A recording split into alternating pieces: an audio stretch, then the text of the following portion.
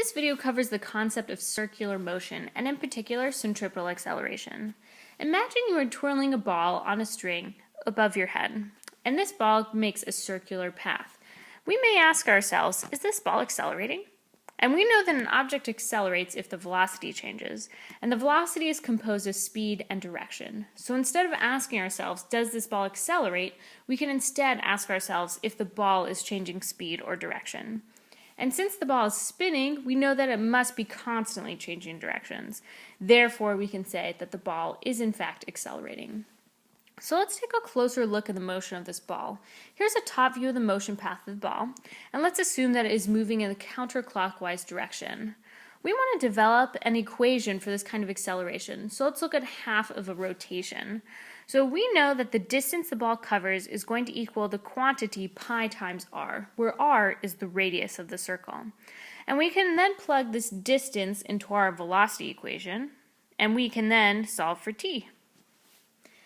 Next, we are going to start with our acceleration equation, since we are ultimately wondering what the acceleration of the spinning object is. And we can then plug in our quantity that we found for t, and when we're looking at the change in velocity, we should note that the ball is traveling in opposite directions on each side of the circle.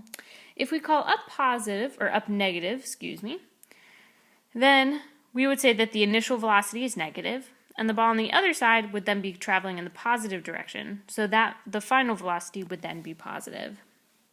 Our quantity delta v then becomes 2v.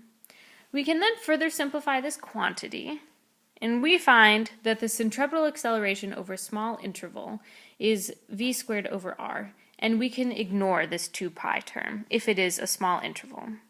So here's our centripetal acceleration equation, v squared over r. Let's do an example to work with this new equation. You are on a ride at an amusement park that spins you around. The distance from you to the center of the ride is 3 meters, and you are moving at a speed of 4 meters per second. What is your centripetal acceleration? So we know that we should probably start out with the centripetal acceleration equation, and we know that the velocity is 4 meters per second and the radius is 3 meters. So when we plug these values in, we find that the centripetal acceleration is 5.3 meters per second squared. You may be asked how many g's this would be.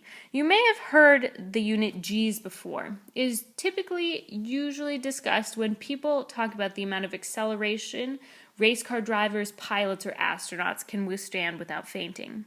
The unit g is actually a unit of acceleration, and to be more exact, 1 g is equal to gravity, or 10 meters per second squared.